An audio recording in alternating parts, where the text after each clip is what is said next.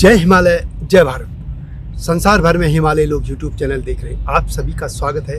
और मैं हूं भारत की राजधानी नई दिल्ली से डॉक्टर हरीशचंद्र नखेल। आज जम्मू की ओर चलते हैं। जम्मू के महानायक मियाँ डिडो जामवाल की बात करेंगे।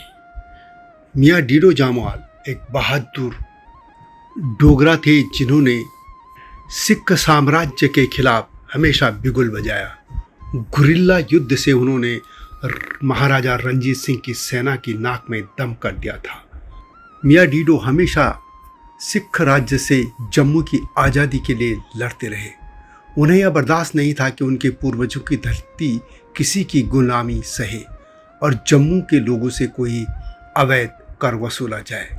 उन्होंने लाहौर दरबार की अधीनता कभी स्वीकार नहीं की और इसके लिए वे जीवन भर लड़ते रहे। जिस त्रिकुटा पर्वत पर माँ वैष्णवी देवी का मंदिर है, उसी पर्वत क्षेत्र में कहा जाता है कि उन्होंने एक बाघ को मार डाला था। वे इतने बहादुर थे कि महाराजा रणजीत सिंह की सिख फौज भी उन्हें अकेले पकड़ नहीं पाई और उन्हें परास्त करने के लिए उन्होंने गुलाब सिंह जामवाल की ही सेना भेजी थी, जो कि बाद में जम्मू कश्मीर के राजा बने थे। जी हाँ, जम्मू के इसी महान सपूत के बारे में मैं आज बात करूंगा, जिनकी वीरता के आज भी जम्मू क्षेत्र में लोकगीत गाए जाते हैं। लेकिन जब तक मैं आगे बढ़ूं, आपसे अनुरोध है कि हिमालय लोग यूट्यूब चैनल को सब्सक्राइब अवश्य कर दीजिए और मेरे STV यानी सत्यमेव जयते चैनल और धर्म बुक को भी देखिएगा, यह आपसे विनम्र अनुरोध है। मियाँ डिडो का जन्म 1780 में जम्मू के जगती गांव में मियाँ हजारा सिंह के घर हुआ था। वे जगती गांव के जमींदार थे। वे जम्मू के राजा हरिदेव के वंशज थे।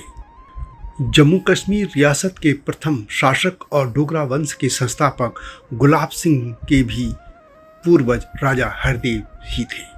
मियाँ डिडो की कहानी समझने से पहले उस कालखंड के राजनीतिक इतिहास को समझना होगा। पंजाब के महाराजा रणजीत सिंह ने जम्मू कश्मीर पर कब्जा करके उसे सिख साम्राज्य का हिस्सा बना लिया था। महाराजा रणजीत सिंह ने कानून पारित किया था कि लाहौर दरबार के अलावा कोई भी व्यक्ति सफ़ेद बाज नहीं रख सकता है।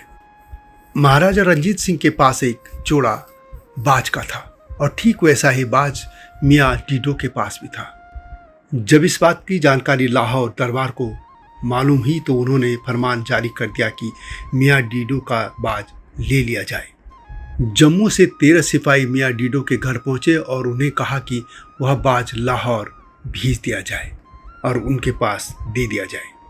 मियाँ डिडो ने उन्हें कहा कि वह खुद बाज को लाहौर ले जाएंगे। उन्होंने यह भी कहा कि यात्रा शुरू करने से पहले अपना खाना तैयार कर लें और उतनी देर में वे भी तैयारी कर लेंगे। जब सिख सैनिक भोजन बनाने में व्यस्त थे, उतनी देर में मियाँ डिडो ने अपनी पत्नी और बच्चों को बाज सौंप दिया और पीछे के रास्ते उसे जंगल में भगा दिया था।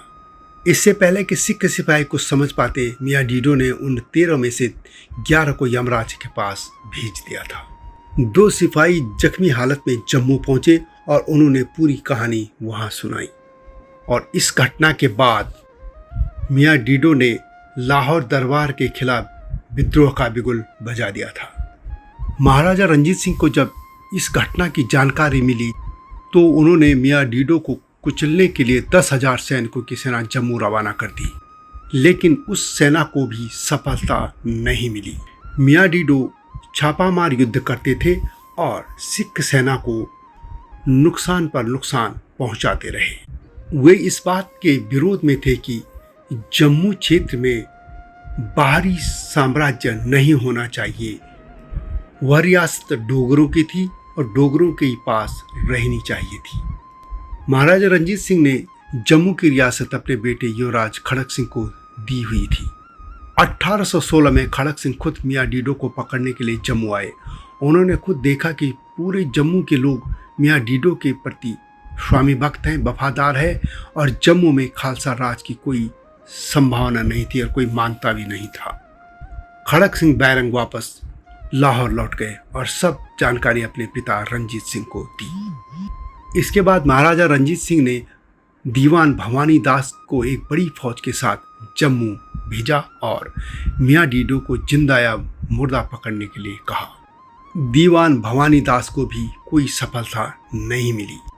इस दौरान मियाँ डीडो के 2 साथी दीवान के हाथ आ गए थे। उन्हें अमानवीय यातनाएं देकर मियाँ डीडो के बारे में जानकारी पाने की कोशिश की गई, लेकिन इसमें भी दीवान असफल रहे। अमानवीय यातनाओं के कारण उन दोनों डोगरों की मृत्यु हो गई थी। इस क्रूरता का असर यह हुआ कि पूरा जम्मू क्षेत्र मियाँ डीडो के साथ खड़ा हो गया था। जम्मू क्षेत्र में सिख रियासत से पहले वहाँ 22 रियासतें थी। जम्मू के राजा रंजीत देव, जिनका कि कालखंड 1733 से 1782 माना जाता है, उन्होंने जम्मू क्षेत्र के अधिकतर राज्यों पर विजय प्राप्त कर ली थी और इन राज्यों को अपने राज्य में मिला दिया था। लेकिन महाराजा रणजीत देव की मृत्यु के बाद जम्मू राज्य की शक्ति और भव्यता कम होने लगी थी। उनके 2 बेटों ब्रजराज देव और दलेल सिंह के बीच उत्तराधिकार का युद्ध शुरू हो गया था। इसे पंजाब के सिख सक्रिय हो गए थे और उनकी नज़र जम्मू रियासत पर लग गई थी। महाराजा रंजीत सिंह ने 1800 से 1801 के बीच में जम्मू पर हमला किया और जम्मू के राजा जीत सिंह को अपने अधीन कर लिया था। 1808 में फिर से जम्मू पर महाराजा रंजीत सिंह की सेना के कमांडर सरदार हुकुम सिंह चिमनी ने हमला किया और जीत लिया था। अंततः 1812 में महाराजा रंजीत सिंह ने जम्मू राज्य को लाहौर दरबार में मिला दिया और जागीर अपने बेटे खड़क सिंह को सौंप दी थी। जम्मू के लाहौर दरबार में विलय के साथ ही जम्मू के लोगों ने विरोध कर दिया था और इसका सबसे बड़ा प्रतिरोध मियाँ डीडो ने किया था। वे जामवाल राजपूत थे और उन्होंने जम्मू की राजनीतिक पहचान को बहाल करने के लिए हमेशा ही संघर्ष किया। एक दिन मियाँ डीडो अपने माता पिता को बिना बताए घर से निकल गए। रात में वे योद्धा के रूप में अपने घर आ गए थे और उन्होंने आसपास के युवकों को संगठित करना शुरू कर दिया था। उन्होंने सिख साम्राज्य के साथ ही शोषण करने वाले साहूकारों के खिलाफ भी बिगुल बजा दिया था, जिसका कि उन्हें जनता में जबरदस्त समर्थन मिला। यह भी कहा जाता है कि एक बार तो उनकी सेना में 2000 तक युवक शामिल हो गए थे। यही सेना सिख साम्राज्य के खिलाफ गुरिल्ला वार करती थी। उन्होंने महाराजा रंजीत सिंह के शासन के खिलाफ युद्ध छेड़ दिया था। वे जम्मू क्षेत्र में लोक नायक के रूप में उभर चुके थे। मियाँ डीडो जब चाहे सिख फौज पर आक्रमण कर दिया करते थे। उनके नाम से पूरे जम्मू के इलाके में सिख फौज में दहशत का माहौल रहता था। उन्होंने कई बार सिख छावनियों पर आक्रमण किया और पूरे छावनी को आग में लगा दी थी। लूट का माल वे गरीबों में बांट दिया करते थे। जैसा मैंने पहले भी कहा कि मियाँ डीडो के काफिले में यानी उनकी सेना में 2000 तक लोग पहुंच चुके थे और कहते हैं कि उन्होंने अलग अलग जंगों में अपने ही हाथ से 300 से अधिक सिख सैनिकों को मार डाला था। एक बार सुरिंसर गांव की एक लड़की का अपहरण करके एक व्यक्ति अपने साथ ले गया था। लड़की के लाचार पिता ने उस आदमी के खिलाफ जम्मू दरबार में गुहार लगाई, लेकिन वह व्यक्ति ऊंचे ओहदे पर जिसने लड़की का अपहरण किया था, तो उसके खिलाफ कोई कार्रवाई नहीं की गई। इस बात का पता जब मियाँ डीडो को लगा तो उन्होंने उस लड़की को उसके घर ही नहीं छोड़ा, बल्कि उस व्यक्ति की भी गर्दन काटकर रख दी थी। इससे वे जनता में और लोकप्रिय होते चले गए। अंततः महाराजा रंजीत सिंह ने गुलाब सिंह जामवाल को जम्मू जाकर मियाँ डीडो को पकड़ने के लिए भेजा था। गुलाब सिंह जामवाल और मियाँ डीडो जामवाल दोनों ही दूर के रिश्तेदार थे। गुलाब सिंह भी राजा हरि सिंह की 5वीं पीढ़ी में थे। सबसे बड़ी बात यह है कि वे भी जम्मू में ही पले बड़े थे और वे पूरी तरह से जम्मू क्षेत्र को जानते थे, क्योंकि खुद वे डोगरा थे। गुलाब सिंह ने मियाँ डीडो को बहुत मनाने की कोशिश की कि वे महाराजा रंजीत सिंह की अधीनता स्वीकार कर लें। इसके बदले उन्हें लाहौर दरबार में बड़ा पद दिया जाएगा, लेकिन मियाँ डीडो बिल्कुल नहीं माने। वे अपनी बात के पक्के थे कि जम्मू क्षेत्र में किसी बाहरी क्षेत्र का साम्राज्य नहीं होना चाहिए। कहा जाता है कि अंततः गुलाब सिंह ने मियाँ डीडो को पकड़ने के लिए एक साजिश रची।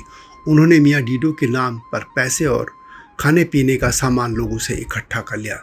जब लोगों को पता चला कि वो आदमी मियाँ डीडो के नहीं बल्कि गुलाब सिंह के थे तो इससे लोग घबरा गए और उन्होंने मियाँ डीडो को सहायता देनी बंद कर दी थी। इससे मियाँ डीडो के गुरिल्ला युद्ध पद्धति को बहुत नुकसान हुआ था।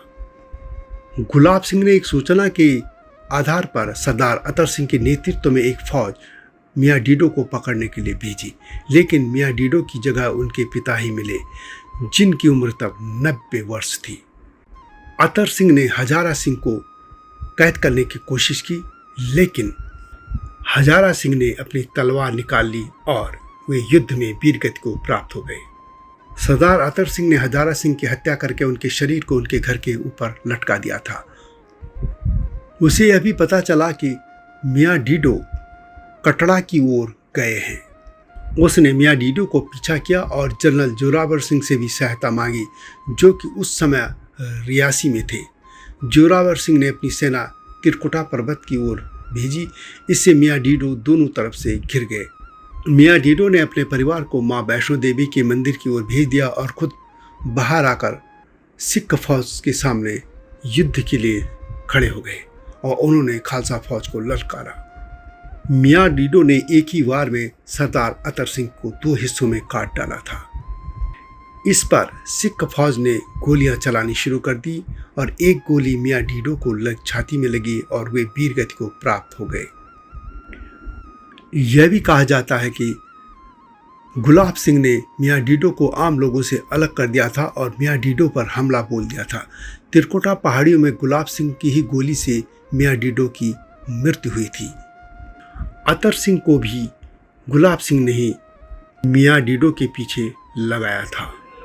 यही गुलाब सिंह बाद में डोगरा रियासत के पहले राजा बने थे, यानी डोगरा राजवंश के संस्थापक। और बाद की कहानी सभी को मालूम ही है कि महाराजा रंजीत सिंह ने बाद में जम्मू कश्मीर रियासत को गुलाब सिंह को दे दी थी और जहां से डोगरा राजवंश शुरू हुआ। लेकिन मियाँ डीडो जम्मू क्षेत्र के महानायक बन गए। वे लोकगीतों के माध्यम से अजर अमर हो गए। तो यह थी जम्मू के महानायक मियाँ डीडो की गाथा। वीडियो कैसे लगी कमेंट में अवश्य लिखें। जल्दी आऊँगा इस तरह की गाथाओं के साथ। तब तक जय हिमालय, जय भारत। हिमालय पे पेड़ हो तो गीत गाएंगी नदियाँ, गीत गाएंगी नदियाँ। पेड़ों पे चिड़िया है तो गीत गाएंगी नदियाँ, पेड़ों पे चिड़िया है तो गीत गाएंगी नदियाँ। माँ की लोरी जैसे होते हैं नदियों के गीत।